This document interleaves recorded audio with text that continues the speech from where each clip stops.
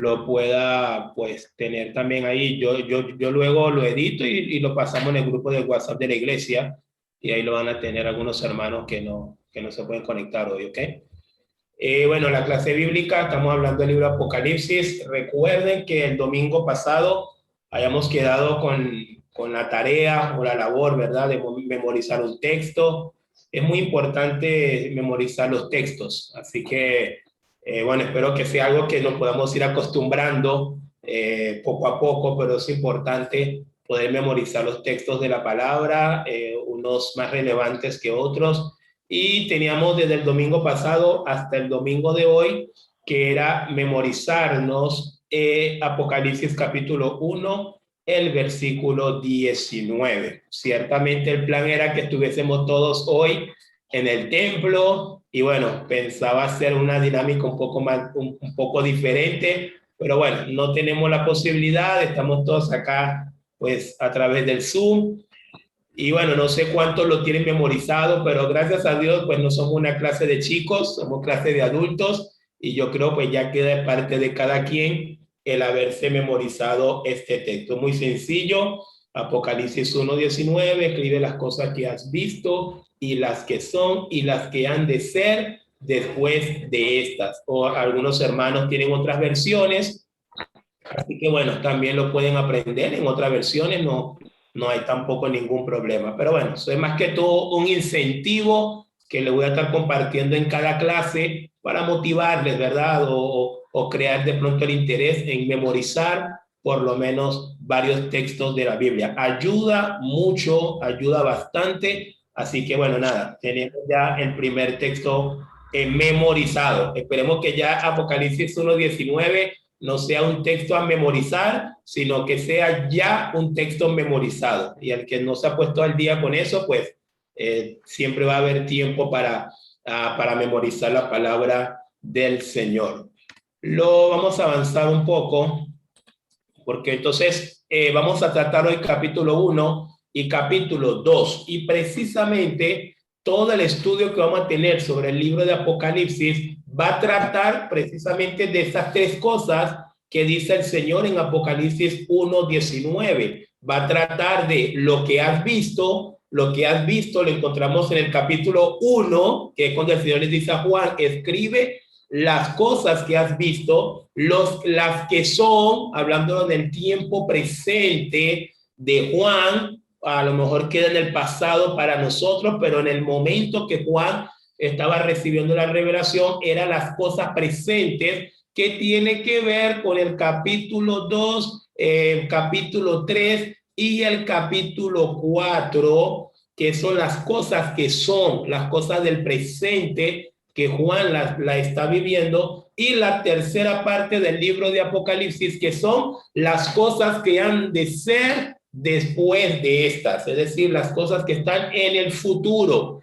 no solamente en el momento que Juan estaba recibiendo la revelación, sino aún para nosotros, ya luego de más de 2000 años, todavía hay un montón de cosas en el libro de Apocalipsis que aún para nosotros en este tiempo todavía están en el futuro, es decir, todavía no se han llevado a cumplimiento. Entonces, para que tengan esta idea, el libro Apocalipsis tiene tres bloques, podemos decir lo que son tres bloques: lo que has visto, las que son y las que han de ser después de estas. Así que es otro dato que también les quería sumar.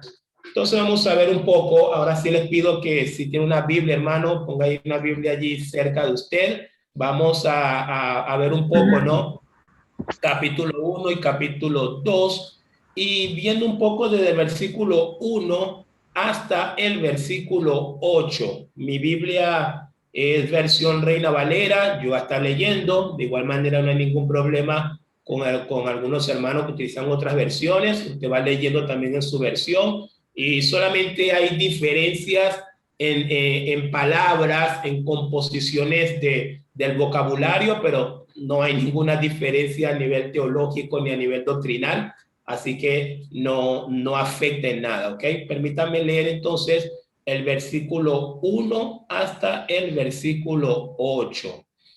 Nos dice la revelación de Jesucristo, que Dios le dio para manifestar a sus siervos las cosas que deben suceder pronto, y la declaró enviándola por medio de su ángel a su siervo Juan, que ha dado testimonio de la palabra de Dios y del testimonio de Jesucristo y de todas las cosas que ha visto. Bienaventurado el que lee y los que oyen las palabras de esta profecía y guardan las cosas que en ella escritas, las cosas en ella escritas, porque el tiempo está cerca. Versículo 4 en adelante dice: Juan, a las 7 iglesias que están en Asia, gracia y paz a vosotros del que es y que era y que ha de venir, y de los 7 espíritus que están delante de su trono, y de Jesucristo, el testigo fiel, el primogénito de los muertos y el soberano de los reyes de la tierra, al que nos amó y nos lavó de nuestros pecados con su sangre y nos hizo reyes y sacerdotes para Dios su Padre. A él sea gloria e imperio por los siglos de los siglos. Amén. He aquí que viene con las nubes y todo ojo le verá.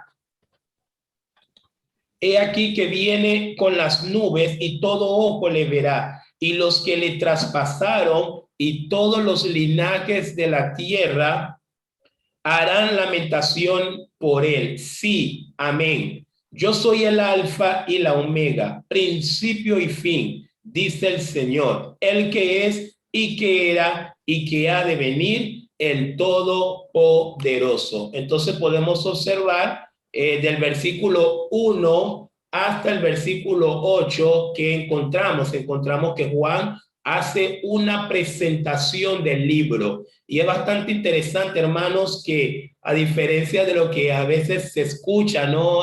Cuando se habla del libro Apocalipsis, y a veces decimos en la revelación de Juan o la revelación del apóstol. No, pues aquí nos dice bastante claro, empieza la revelación de Jesucristo. ¿Qué significa la revelación de Jesucristo? Significa que es el Señor que le va a dar a conocer estas cosas a Juan. Quien trae la revelación al apóstol es el mismo Jesucristo, el mismo Señor que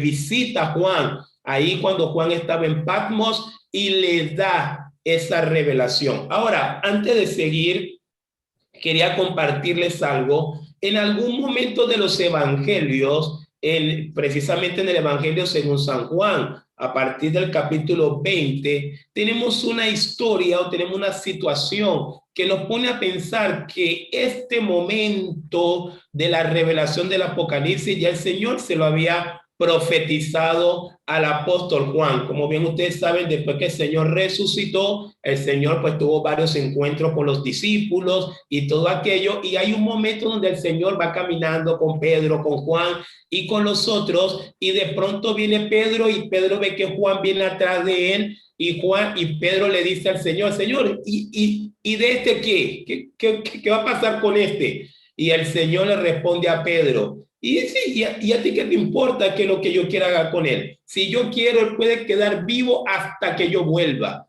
¡Wow! Y el mismo evangelio nos dice que a partir de allí se corrió o se empezó a gestar como una especie de especulación de que, de que el apóstol Juan no iba a morir, de que el apóstol no iba a morir, bueno, discípulo en su momento, pero que no iba a morir, y se gestó esa especulación. Pero no es que Juan no iba a morir, sino más bien pensamos que lo que dice el Señor en ese momento allí en los evangelios es que el apóstol Juan no iba a morir sin antes recibir esta revelación. Y es increíble que para el momento que Juan está recibiendo el Apocalipsis, esta revelación de Jesucristo, es el único apóstol que todavía está con vida. Creo que esto ya la mayoría lo sabemos. Es el único apóstol que está con vida. Y todo esto nos ayuda a entender, hermanos, la perfección de las Escrituras, la perfección de la palabra de Dios, que lo que Dios dice, mire, nadie lo puede estorbar. Se cumple tal cual y al pie de la letra como Dios lo dice. Cristo dijo, Él se queda hasta que yo diga. Y bueno, y así fue. Juan se mantuvo vivo, algunas tradiciones de la iglesia, algunos escritos extra bíblicos. Tenemos muchos hermanos de la fe en el primer siglo que también escribieron muchas situaciones que vivió la iglesia, y en una de esas situaciones que a través de los años pues fue llegando a la iglesia, es que inclusive el apóstol Juan, bajo Domiciano, mucho antes de que lo enviaran a Patmos, a Juan lo intentaron matar echándolo en un aceite caliente, echándolo en una olla, no sé, en algún hervidero con aceite caliente, tratando de matar al apóstol Juan, y no pudieron matarlo. Entonces algunos piensan que ante ese intento fallido de matar al apóstol Juan por ese medio, fue que finalmente Domiciano decidió exiliarlo en Patmos. Ahora, Patmos no era un lugar turístico, no fue que lo mandaron a Mar del Plata, no era Mar del Plata, Patmos. Patmos era un lugar en donde enviaban a los presos del Imperio Romano, era un lugar lleno de bestias, lleno de animales, lleno de otros reclusos, de otros condenados a muerte y todo aquello, y la finalidad de mandar a alguien a Patmos era para que muriera, bien sea de inanición, bien sea por alguna bestia salvaje que se lo comiera. Sí, literalmente era dejarlo a su suerte. Soltarlo a la deriva era más o menos uno de los castigos que utilizaban el Imperio Romano. Pero Dios, el dueño de la historia, Dios, el que lo controla todo, Dios, el que nada se escapa de su voluntad, ni tampoco de su mano, tenía toda la escena preparada. Juan tenía que ir a Patmos, no para morir, porque no murió tampoco en Patmos, sino para recibir esta revelación, la revelación de Jesucristo. Y en el versículo 9 al versículo 11, precisamente vamos a ver que Juan explica también esto, ¿verdad? Obviamente con palabras más o palabras menos de lo que les acabo de compartir. Así que también voy a pedir que me ayuden a leer, así que por favor estemos allí atentos. No sé si mi hermano Reni puede empezar leyéndome el versículo 9 al 11, donde vamos a ver un poco, ¿no? Cómo Juan también va a explicar las razones que lo llevaron hasta este lugar. Versículo 9 hasta el 11, mi hermano Reni. Yo, Juan, vuestro hermano y copartícipe vuestro en la tribulación, en el reino y en la paciencia de Jesucristo, estaba en la isla llamada Patmos por causa de la palabra de Dios y el testimonio de Jesucristo. Yo estaba en el Espíritu en el día del Señor y oí detrás de mí una gran voz como de trompeta que decía: Yo soy el Alfa y la Omega, el primero y el último. Escribe en un libro lo que ves y envíalo a las 7 iglesias que están en Asia, a Efeso, Esmirna, Pérgamo, Tiatira, Sardis, Filadelfia y Laodicea. Excelente, muy bien. Entonces ahí podemos observar algo que quiero preguntarles. Y hermano, no hay problema. Creo que todos pueden quedar con el sonido activado, pues si donde están no hay ruido, no hay a lo mejor niños haciendo bulla, o hay que pueden quedarse con los sonidos abiertos, no tengo ningún problema, ¿eh? Porque igualmente lo va a estar preguntando y sí me gustaría que de alguna manera también pudiesen participar. ¿Por qué razón estaba Juan en Patmos? ¿Cuál es la razón que Juan dice allí que lo llevó a Patmos?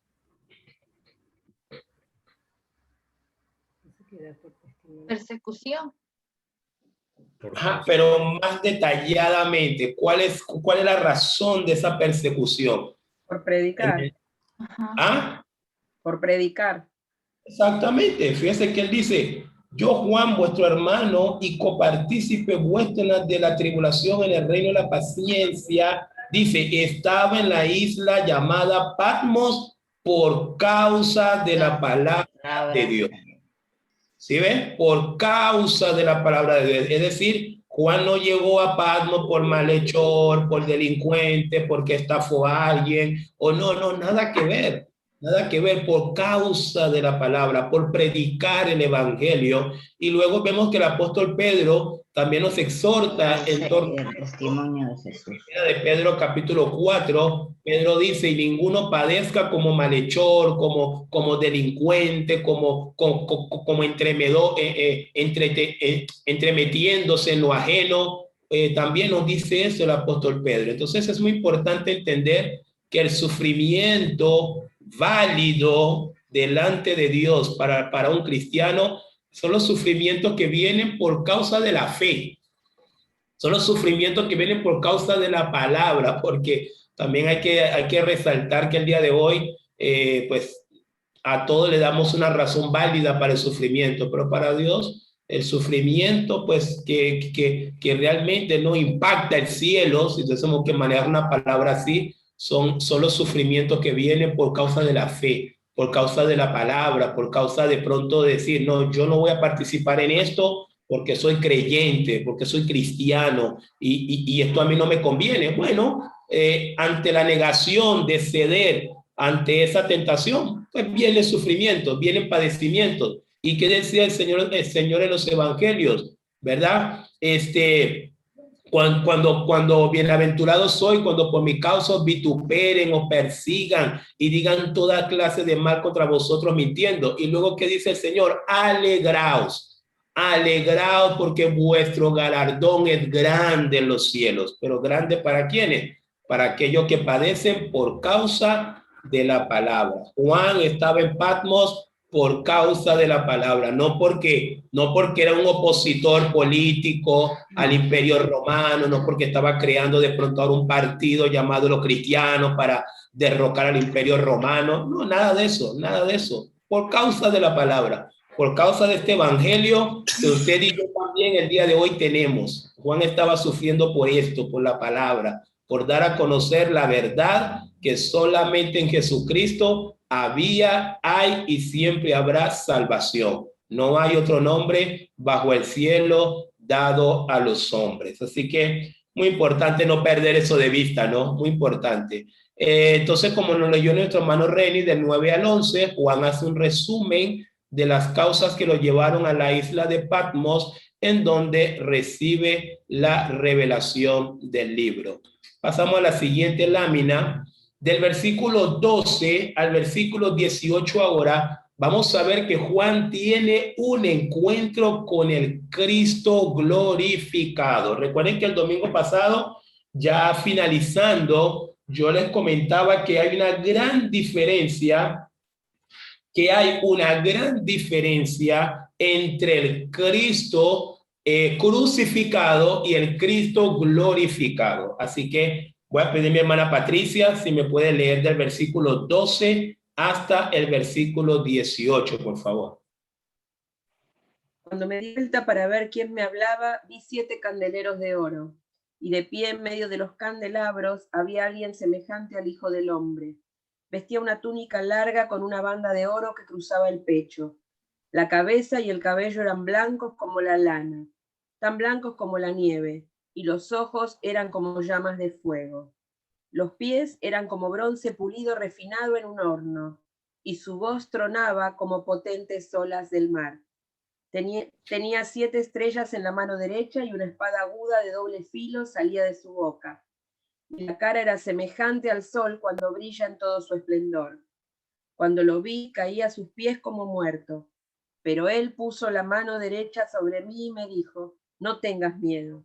Yo soy el primero y el último. Yo soy el que vive.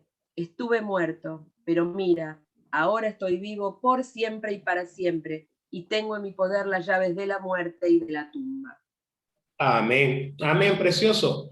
Y como dice algunos teólogos, a partir de ahí empezaron los problemas con Apocalipsis. ¿Por qué? Porque a partir de ahí empezamos a ver unas simbologías, bronce bruñido, llama de fuego, horno, cabello blanco como la lana. Entonces es como que a partir de ahí empiezan los problemas con Apocalipsis. Y inclusive a veces como que a partir de ese momento muchos como que entran en pánico y dicen, no voy a leer este libro porque no la voy a entender. Pero como le decía el domingo pasado, el libro Apocalipsis es perfectamente entendible en el contexto sistemático de la Biblia. Un encuentro tiene Juan con el Cristo glorificado. Juan, la última vez que el apóstol Juan había visto al Señor, lo encontramos por allá por Hechos capítulo 1, luego que el Señor pues terminó de dar la gran comisión. La Biblia dice que llegaron los discípulos, probablemente Pedro allí con la voz más alta: Señor, ¿cuándo restaurarás el reino a Israel? Y el Señor dijo a los discípulos: no les toca a ustedes estar pendientes de estos asuntos. Ustedes recibirán poder, y cuando haya venido sobre vosotros el Espíritu Santo, me seréis testigos en Jerusalén, en Judea, en Samaria y hasta lo último de la tierra. Y la Biblia dice que habiendo dicho esto, fue alzado, lo que conocemos como la ascensión. Fue la última vez que Juan vio al Señor. Pero en ese momento, fíjense que el Señor pasa 3 etapas bastante interesantes. La primera etapa, pues obviamente es el Cristo encarnado, el Jesús humano, el Jesús que Juan se recostaba al lado de él, el Jesús que Juan capítulo 4 dice: y el Señor, cansado del camino, se sentó junto al pozo de Jacob. El Jesús humano que Juan 11 dice: y Jesús lloró. El Jesús humano que en Mateo 11 dice: y viendo las multitudes tuvo compasión de ellas porque estaban como ovejas desamparadas. Ese fue el Jesús con el cual estos discípulos caminaron durante 3 años. Le conocían, ya sabían cómo era. Hay un momento particular que está en Mateo capítulo 20, que es cuando el Señor sube a un monte y se transfigura delante de ellos. Creo que eso lo hemos visto en los evangelios, se transfigura, y ahí es como que fue un shock para los discípulos. De hecho, en la versión de según San Marcos, llegó un tiempo que Pedro, de lo impactado que está con la transfiguración, Pedro empieza hasta no coordinar sus palabras. Pedro empieza: Señor, si quieres hacemos 3 tiendas, uno para ti, uno para Elías y uno para no, empieza a no coordinar, viendo la gloria del Señor allí en la transfiguración. Otro momento importante es después de la resurrección. Después de la resurrección, fíjense que el Señor, cuando leemos los evangelios, cuando María Magdalena se acercó para abrazar al Señor, el Señor: no me toques porque aún no he sido glorificado. Subiré a mi Padre, subiré a mi Dios, a tu Dios. Luego vemos al Señor apareciendo a los discípulos. En algunos momentos la puerta estaba cerrada, totalmente cerrada, con multilock, bien cerrado todo, y el Señor simplemente aparecía en medio de ellos. Todo eso daba a entender que ya este Cristo no era el mismo que había antes de la cruz. Algo había pasado. Pues lo que había pasado era que Cristo había sido glorificado.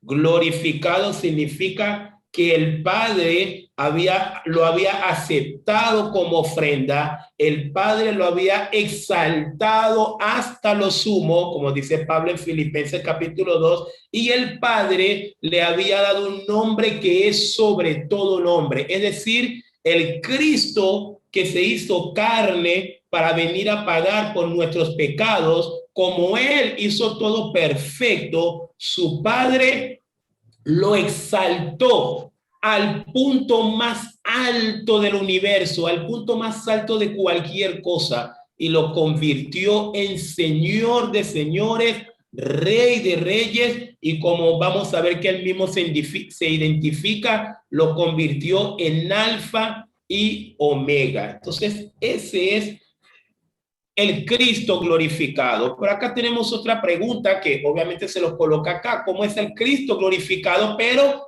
según el libro Apocalipsis, que es lo que vamos a ver ahora, porque como les dije, Juan ahora se encuentra con un Cristo que no había visto, no lo había visto este Cristo Juan. Primera vez que lo ve. Y de hecho, donde nos leyó nuestra hermana Patricia, en el 17 dice: y cuando le vi caí como muerto.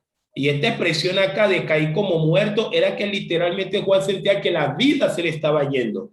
Cuando vio la gloria de Dios, cuando vio a Cristo realmente como Él es ahora, como Él es ahora en este momento que usted y yo estamos aprendiendo en esta clase. Ahora nosotros tenemos comunión con un Cristo glorificado, no más con el Cristo crucificado. No, estas son las religiones que todavía quieren seguir crucificando a Cristo, pero ya esto quedó en el pasado. Ahora nuestra comunión es con este Cristo, con el Cristo que ha sido glorificado, con el Señor.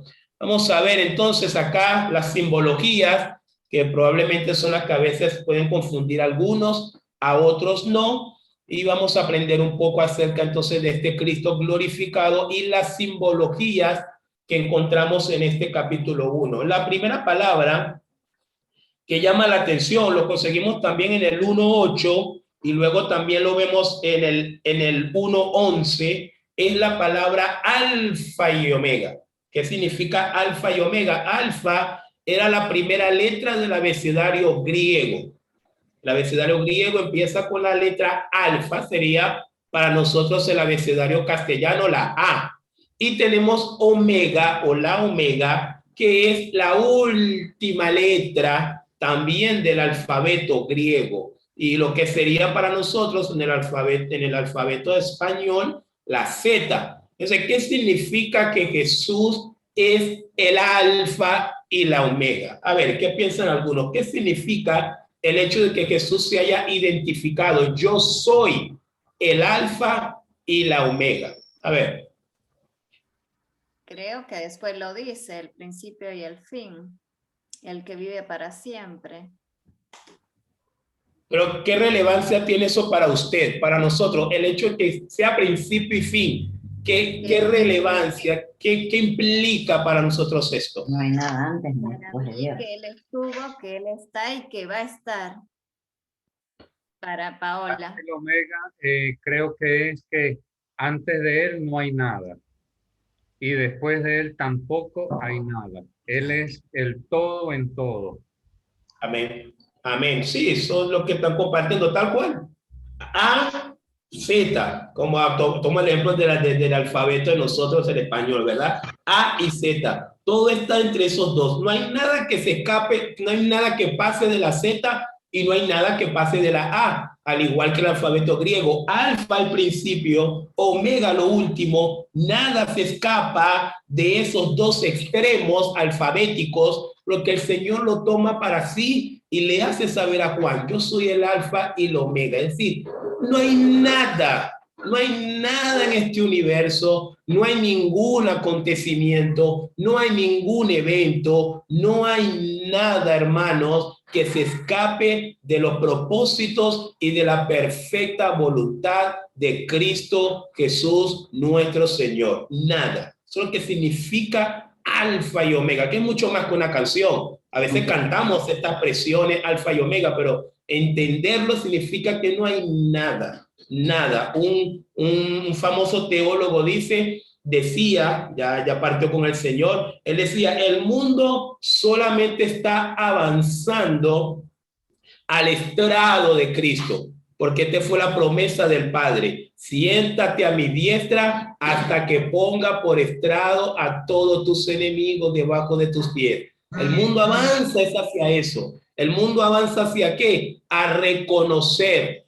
Algunos, gracias al Señor, ya lo reconocimos por las buenas, pero algunos lo tendrán que reconocer por las malas. Pero lo que sí es seguro es que no hay nadie que ha pasado por este mundo que podrá escaparse de la realidad de reconocer que Jesucristo es el Señor, para la gloria de Dios Padre, como dice el apóstol. Entonces, eso es más o menos lo que significa alfa y omega. Luego encontramos simbologías un poco más sencillas o menos complejas. Los 7 candeleros, luego también el mismo libro nos dice que representan las 7 iglesias. Las 7 iglesias, ¿ok? Ya vamos a avanzar un poco más adelante con las 7 iglesias. acá tenemos un dato interesante, en lo que nos leyó nuestra hermana hace un momento, que Juan cuando lo vio, también lo vio con una vestidura larga, su ropa, que la vestidura le daba hasta los pies. Y uno diría, bueno, ¿qué significa eso? ¿Qué relevancia tiene eso? Bueno, esto es una señal del sumo sacerdocio de Cristo. El sumo sacerdocio de Cristo, el sumo sacerdote perfecto. Recuerden que el autor a los Hebreos nos habla acerca de eso, de cómo Cristo no solamente fue la ofrenda, también fue el sacerdote, el sumo sacerdote, y que se presentó delante del Padre mismo. El autor a los Hebreos dice, porque Cristo no entró en el tabernáculo hecho de mano de hombre, sino en la misma presencia del Señor. Entonces allí vemos que la ropa hasta los pies simboliza el sumo sacerdocio de Cristo. Yo les coloco acá una imagen, vamos a ver si me sale, ahí me salió. Creo que algunos ahí pueden ver la foto, ¿verdad? Esto es más o menos lo que era la vestidura de un sacerdote en el Antiguo Testamento. ¿Sí lo pueden ver todos? ¿Se ve? Sí. Confírmenme allí. Ok, perfecto, ¿ve? Ahí pueden ver, ¿verdad? Que una de las cosas que impactaba o lo relevante era que el sacerdote tenía que tener sus pies totalmente cubiertos, más o menos como lo ven allí en esa imagen. Entonces Cristo es ahora que nuestro sumo sacerdote. Es la palabra sumo sacerdote, es la palabra griega sumex pontificex, que significa máximo puente. ¿Qué significa? Máximo puente. Nosotros no necesitamos ningún otro intermediario. Nuestro único intercesor delante del Padre es el sumo sacerdote perfecto, que es Cristo Jesús. Y habla también esto del cinto. Hay una parte también donde nos leyó nuestra hermana que hablaba del cinto de oro. Fíjense que algo relevante era que los sumos sacerdotes del Antiguo Testamento no utilizaban cinto de oro. Más o menos tenemos una referencia en Daniel, cuando Daniel también recibe una revelación coapocalíptica, que es muy parecida al Apocalipsis. También Daniel hace referencia al cinto de oro. Pero ¿qué significa el cinto de oro que el Señor lo tenga? Un sacerdocio perfecto. Un sacerdocio perfecto. Es lo que más o menos significa para nosotros. Otra simbología que también observamos acá es su cabeza y sus cabellos blancos como lana, como nieve, que simboliza su eternidad, madurez y sabiduría. Saben que a través de los siglos siempre se ha asociado cuando una persona pues ya tiene una edad avanzada, pues entra en ese estatus de anciano, ¿verdad? Y hablamos de un anciano como alguien que ha adquirido experiencia a través de la vida, ha adquirido sabiduría a través de la vida, ha adquirido madurez a través de la Biblia. Entonces, tenemos muchos hombres sabios. La historia ha arrojado muchos hombres sabios, ¿verdad? No solamente sabios en el contexto humano, sino también aún dentro de la Biblia. Tenemos hombres que fueron muy sabios, tenemos hombres como Salomón, tenemos hombres como Moisés, tenemos hombres como Samuel, tenemos hombres como Esdras, tenemos hombres como Nehemías, hombres muy sabios. Pero ¿se acuerdan ustedes?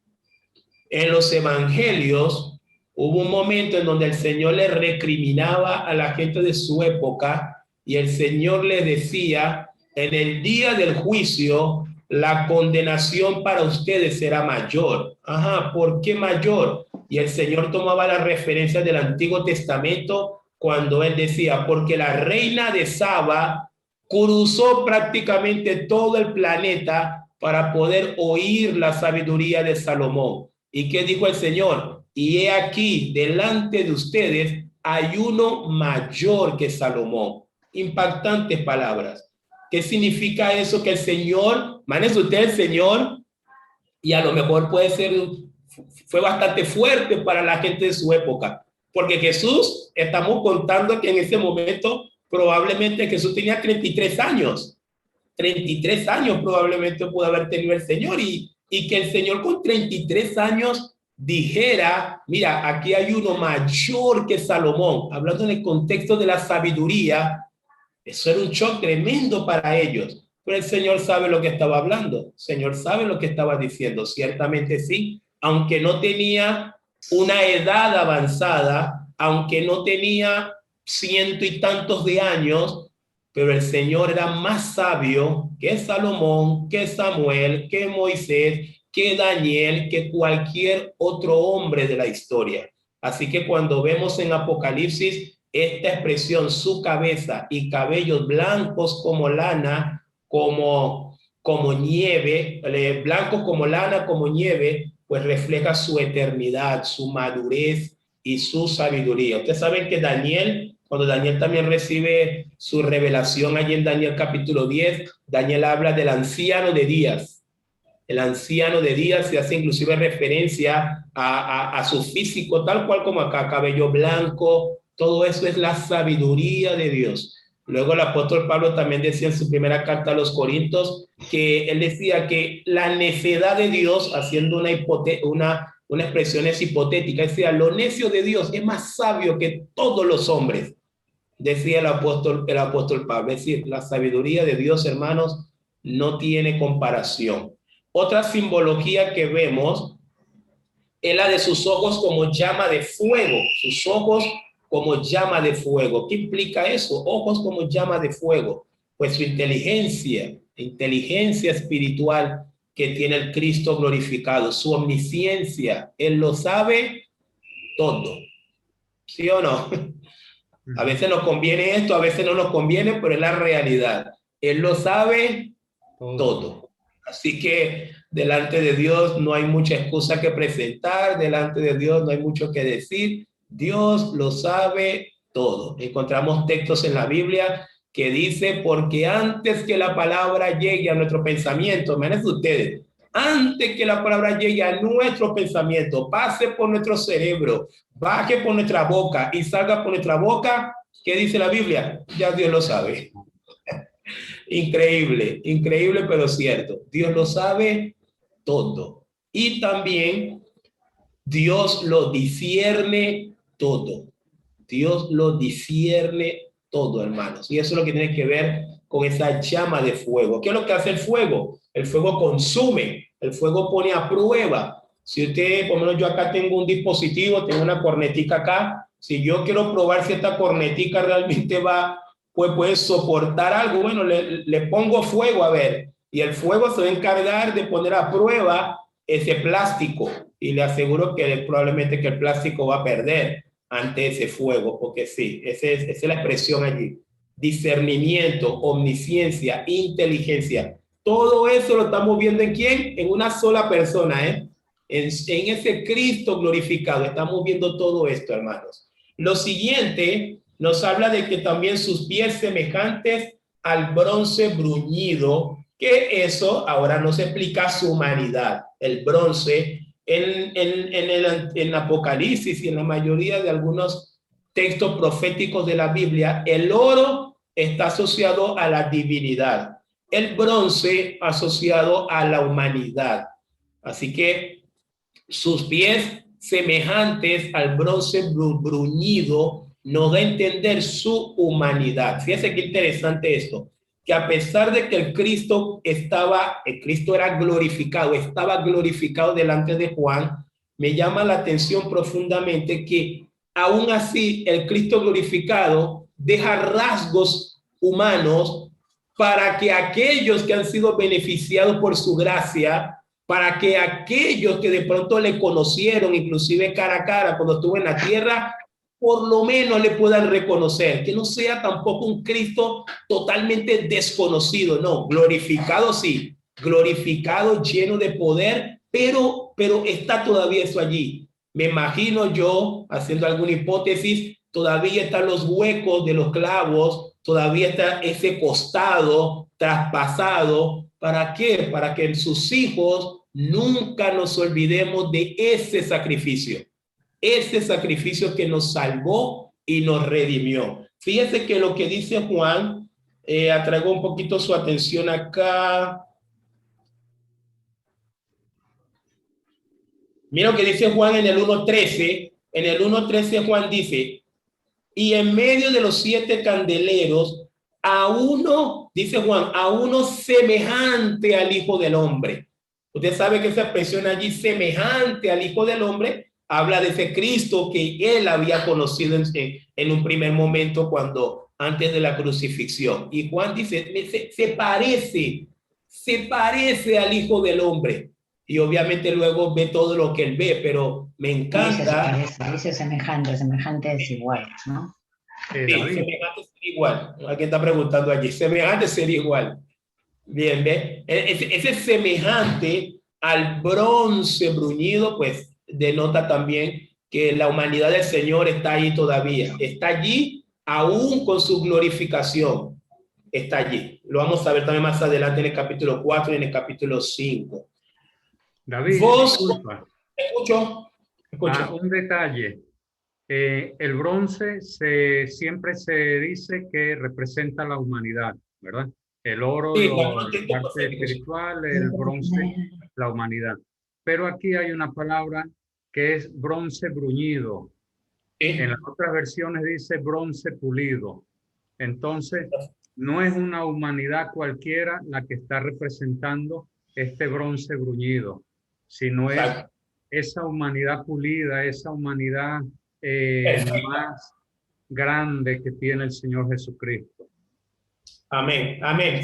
Totalmente de acuerdo. Es una humanidad que fue probada y que fue aprobada delante del Padre. El único humano perfecto. De hecho, hasta el sol de hoy, no hay ninguna duda que en toda esta tierra solamente ha pasado una persona que pudo vencer el pecado en todo su territorio y fue Cristo. Ni siquiera nosotros, siendo redimidos por el Señor, podemos optar a tal magnitud de título. Cristo es el único en toda la creación que no ha perdido una batalla contra el pecado. Definitivamente es una humanidad perfecta, la que encontramos en Cristo Jesús. El estruendo de muchas aguas pues nos denota su autoridad, habla de muchas aguas, de la fuerza, ¿verdad? Como usted ve, las cascadas, estas caídas de aguas tremendas, ¿no?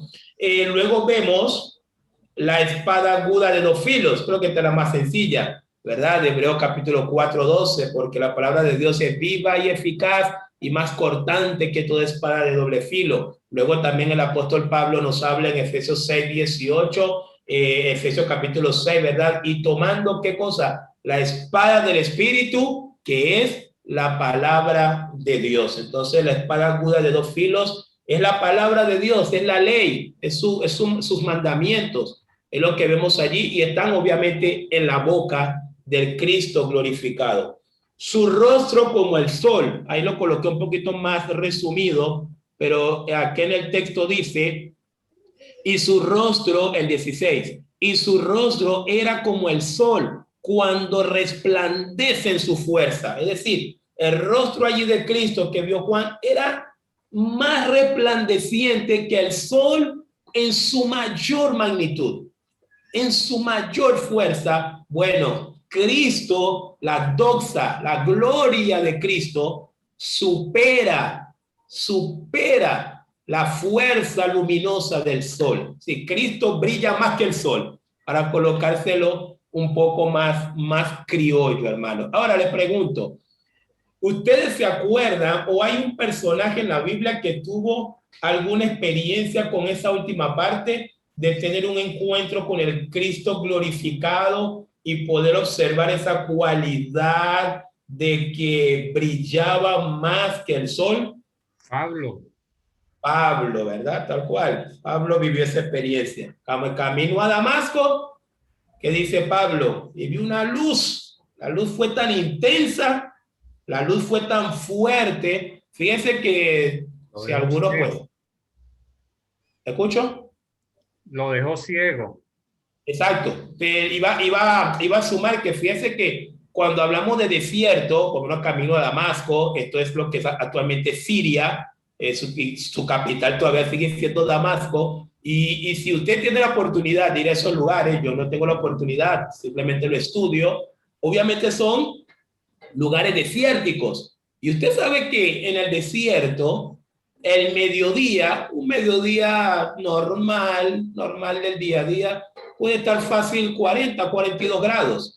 El sol literalmente está, pero intenso, intenso, intenso. De hecho, por eso es que usted ve que la gente de esa zona o las personas que conviven en esos lugares, usted siempre los ve forrados, ¿verdad? Con este tipo de atuendo que ellos tienen muy particular, y a veces uno dice, pero ¿por qué lo tienen? Porque, miren, si no se cubren la cabeza, literalmente el sol se lo puede derretir, porque el sol es muy intenso. Es decir, para el apóstol Pablo, ver un sol intenso no era la gran cosa.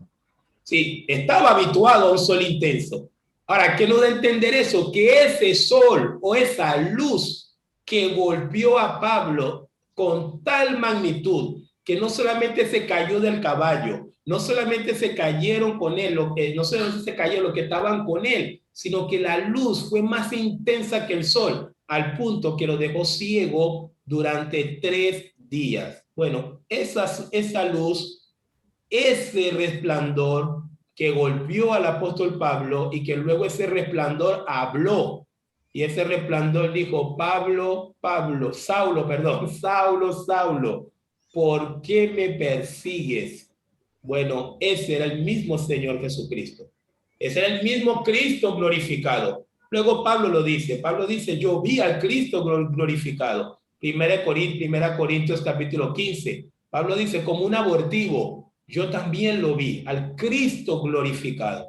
Así que tenemos bastante referencia acerca de eso. Por último, en esta lámina tenemos las 7 estrellas, que las 7 estrellas, acá hay una pequeña divergencia, unos están de acuerdo, otros no están de acuerdo, pero bueno, no sé realmente qué punto toma cada quien. Algunos dicen que las 7 estrellas, usted sabe que algo que vamos a ver ahí, escribe al ángel de la iglesia. Escribe al ángel de la iglesia. Bueno, a raíz de eso se ha creado toda una doctrina.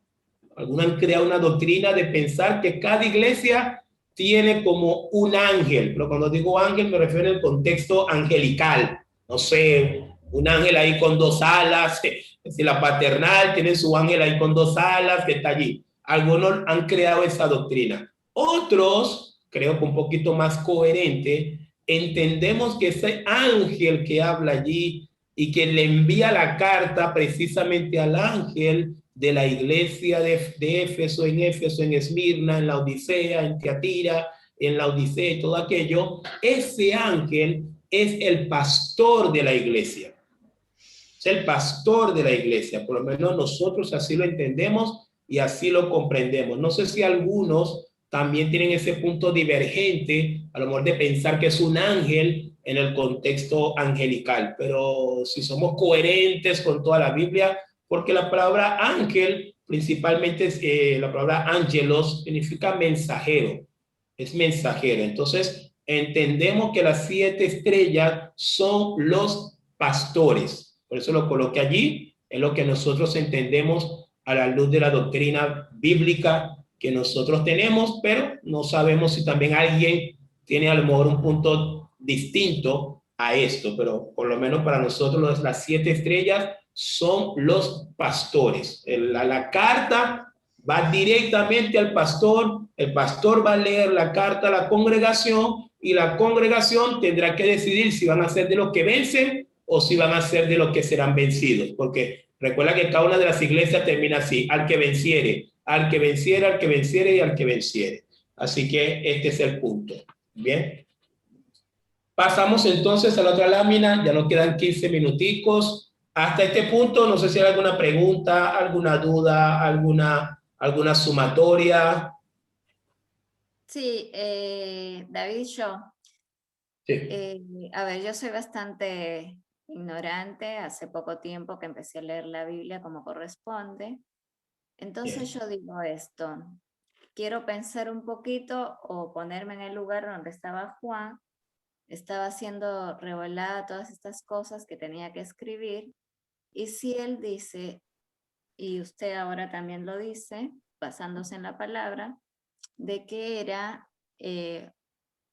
alumbraba mucho más que el sol, porque Juan no quedó ciego como Pablo antes. Bueno, yo podía decirle que Juan la tuvo hasta peor que Pablo, porque Juan dice, y caí como muerto.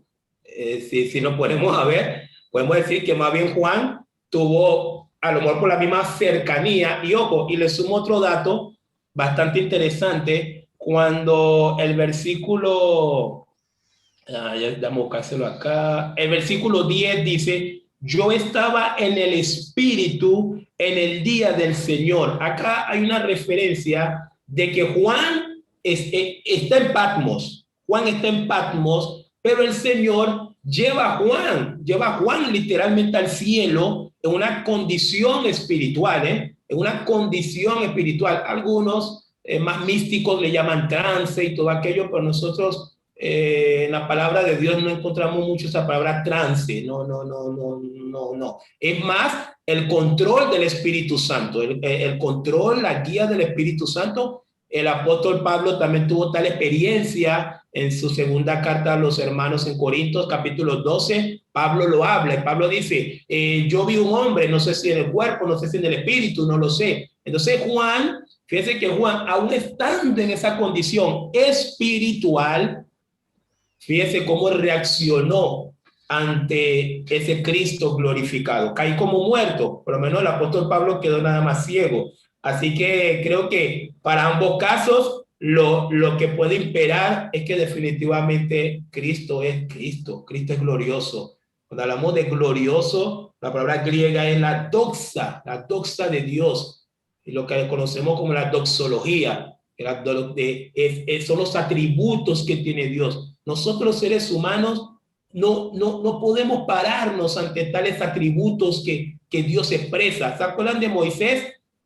Cuando Moisés en Éxodo capítulo 34, en el 33, Moisés había pedido, Señor, quiero ver tu cara, quiero ver tu rostro. Y el Señor dijo, no, Moisés, no me podrás ver porque no hay hombre que vea mi doxa y que pueda vivir, sino que entra en esa cueva, yo voy a pasar toda mi gloria delante de ti y a lo mejor podrás ver mi espalda, pero mi rostro no lo podrás ver. Y el Señor lo dice bastante claro, no hay hombre que vea mi rostro y viva. Ahora, no es porque Dios quiera matarnos cuando simplemente lo veamos, sino el problema es que todavía no estamos calibrados en la misma condición espiritual de Dios. Fíjense qué promesa tan linda se nos viene a futuro si permanecemos en la verdad y en la fe. Mateo 5:8, que es lo que dice, bienaventurados los de limpio corazón, porque ellos verán a Dios.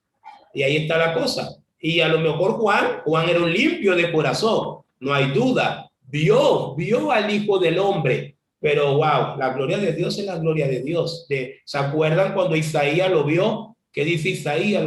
La tierra temblaba, así. Cada experiencia que hemos visto en la Biblia, cuando Dios se presenta, realmente las reacciones son tremendas, porque no podemos pensar en un Dios pequeño. Dios es muy grande, Dios es muy poderoso, todopoderoso, así que cualquier intervención que Dios hace, bien sea en la vida de un hombre o bien sea en un evento de la historia, lo trastoca pero profundamente. En el monte Sinaí, cuando la gloria de Dios bajó, en el monte Sinaí, ¿qué dice la Biblia en Éxodo capítulo 20? Dice que el monte temblaba y salían humos, la misma tierra no podía contener la doxa de Dios, hermanos, y ese es el Dios que servimos, todopoderoso.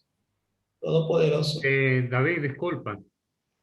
En algunos estudios dicen que Juan, en el estado natural como persona, no hubiese podido ver la gloria de Jesucristo, que por eso él dice acá que estaba en el Espíritu, porque en un sentido espiritual es que él pudo haber percibido esto. En lo natural no lo hubiese aguantado. Y por ejemplo, pensando en Pablo solamente vio la gloria, él no vio más nada. Lo dejó ciego. Entonces, es en el Espíritu. Juan lo aguantó, ¿verdad? Porque estaba en el Espíritu. Amén. Es así. Y creo que eso nos emociona. No sé si le emociona a ustedes, pero a mí me emociona. A mí me emociona pensar en la grandeza de nuestro Dios. Me emociona pensar que no tenemos un Dios pequeño, tenemos un Dios demasiado grande, un Dios inmenso, inmenso, que la misma palabra dice que la tierra no lo puede contener, la tierra no lo puede contener. Y creo que eso lo hemos leído, y si no lo ha leído, pues lea lo que está ahí en la Biblia. La tierra no lo puede contener. ¿Se acuerdan cuando el rey David quiso ir a hacerle, cuando Salomón terminó de hacer el templo? Y claro, la expresión del pueblo era: hacemos templo para Jehová. Salomón se fue a dormir en la noche y Dios habló con Salomón. Yo le digo, Salomón, ¿qué te pasa? ¿Tú crees que este templo me puede contener? Pues no, este templo no me puede contener. No me puede contener este pequeño templo. Pero lo que les prometo, o me comprometo con ustedes, cada vez que ustedes desde este lugar clamen a mí, desde este lugar levanten oraciones, yo lo voy a oír. Pero no piensen, y a lo mejor a veces es el error que cometen las religiones, y aún a veces como cristianos cometemos ese error, es pensar que Dios está en un determinado lugar, o Dios está encerrado en unas 4 paredes. Hermano, no hay 4 paredes que puedan retener a un Dios tan poderoso como el que nosotros servimos. Así que creo que la Biblia nos habla de esto por todas partes. La mujer samaritana: pero Señor, que adoramos en este monte. Se le dijo: no, mujer, olvídate de eso. Llegará el tiempo que no es ni en este monte ni es en Jerusalén. Es una adoración espiritual. Como bien lo dice mi hermano Reni. Si en el espíritu fue que realmente Juan pudo soportar todo esto. Aún así, terminamos para lo mejor diciendo que el 17 dice: cuando le vi caí como muerto a sus pies, dice, y él puso su diestra sobre mí. Sí, el Señor es el que reincorpora a Juan, ¿eh? El Señor es que lo reincorpora. Supongamos un ejemplo, hagamos una hipótesis. Si el Señor no reincorpora a Juan diciéndole esas palabras: no temas, levántate. Si el Señor no reincorpora a Juan, Juan se muere en el espíritu, como sea. No soporta. No iba a poder soportar Juan tal magnitud de poder, tal magnitud de gloria, tal magnitud de dinamis, que es el poder que hay en Dios. Y el Señor fue que lo tuvo que levantar, que reconfortar nuevamente, hermanos. Así que bueno, esta era más que todas las simbologías primarias. Y para finalizar, ya nos quedan 6 minuticos, quiero llamar su atención, porque todo lo que acabamos de leer ahorita, cuando el Señor envía la carta a las 7 iglesias, van a ver que Él se identifica en cada una de las iglesias con esos mismos atributos del Cristo glorificado. Le leo rapidito. En el 2:1 dice: mensaje al ángel de la iglesia en Éfeso, el que tiene las 7 estrellas en su diestra, el que anda en medio de los 7 candeleros de oro, dice esto. La segunda iglesia, Esmirna, versículo 8, y escribe al ángel de la iglesia en Esmirna, el primero y el postrero, el que estuvo muerto y vivió, dice esto. El mensaje a Pérgamo, versículo 12, y escribe al ángel de la iglesia en Pérgamo, el que tiene la espada aguda de 2 filos, dice esto. Mensaje a la iglesia en Tiatira, versículo 18, y escribe al ángel de la iglesia en Tiatira, el Hijo de Dios, el que tiene ojos como llama de fuego y pies semejantes al bronce bruñido, dice esto. Mensaje a Sardis, capítulo 3, versículo 1, dice: escribe al ángel de la iglesia en Sardis, el que tiene los 7 espíritus de Dios y las 7 estrellas, dice esto. Mensaje a Filadelfia, capítulo 3, versículo 7, dice: escribe al ángel de la iglesia en Filadelfia, esto dice el santo, el verdadero, el que tiene la llave de David, el que abre y ninguno cierra, y cierra y ninguno abre. Y por último, iglesia Laodicea, capítulo 3, versículo 14, dice: y escribe al ángel de la iglesia en Laodicea, he aquí el amén, el testigo fiel y verdadero, el principio de la creación de Dios, dice esto. Así que bastante interesante Ahí vemos cómo entonces ahora cada una de las 7 iglesias va a recibir de manera desfragmentadas cada uno de estas expresiones o estos atributos del Cristo glorificado, hermanos. Así que es interesante la obra del Señor. Vamos a dejar entonces para el domingo, que era lo que queríamos ver hoy. Ya no, el tiempo no nos va a dar. Entonces el domingo arrancamos con el mensaje a las 7 iglesias. ¿Les parece? Arrancamos entonces el domingo, Dios mediante, ya de lleno con las 7 iglesias. Ya hemos pues trabajado el Cristo glorificado. Así que o bien esta lámina, esta es lo que le voy a enseñar. Y vámonos mejor, no, esto es otra cosa. Vámonos mejor ahora entonces a la tarea para el domingo. Siempre hay tarea, hermanos.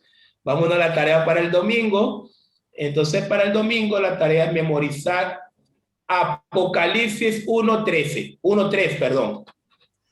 Para el domingo memorizar Apocalipsis 1:3. Ok, esa es una de las tareas. Y la segunda tarea es leer el capítulo 2. En este caso voy a incluir entonces ahora el capítulo 2 y el capítulo 3. ¿Está bien? Entonces no solamente el capítulo 2, sino el 2 y el 3, y vamos a ver si logramos abarcar todo el domingo que viene o en los 2 domingos que nos quedan. Leer capítulo 2 y capítulo 3 y sacar las aprobaciones y desaprobaciones que el Señor les hace a estas 7 iglesias. Muchas gracias. Bueno, hermanos, creo que ya me quedan 2 minuticos para que me suene la alarma, así que gracias a todos por haberse conectado.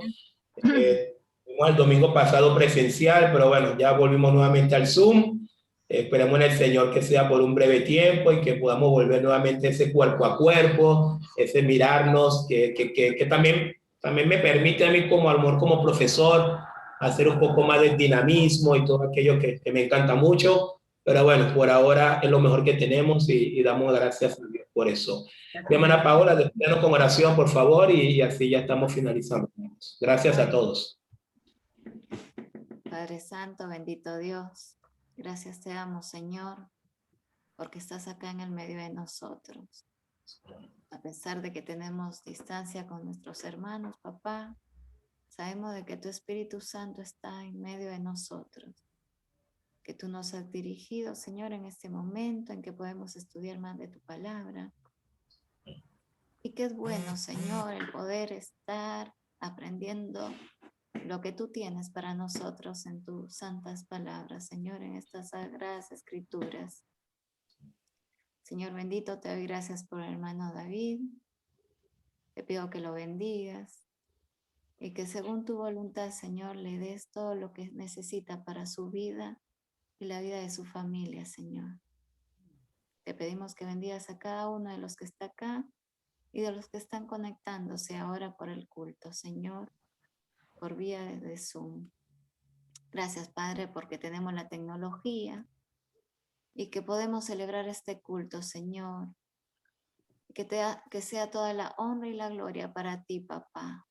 Y toma el control, Señor, de toda la tecnología en la iglesia y en cada uno de los dispositivos de nuestros hermanos. Gracias, papá, por cuántas cosas buenas que haces en favor de nosotros. En el nombre de tu Hijo amado Jesús, te damos gracias. Amén. Amén.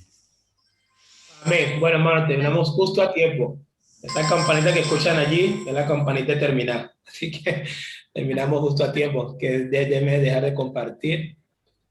Bueno, hermano, que Dios lo bendiga. Nos vemos entonces en el culto dentro de unos minutos. Gracias, David. Muchas gracias. David, después envíenos lo que estuvo presentando hoy, por favor, así lo copiamos en limpio. Sí, se lo paso como siempre ahí en el grupo. No se preocupe. Listo, Dios lo bendiga. gracias. Nos vemos un rato. Hasta luego.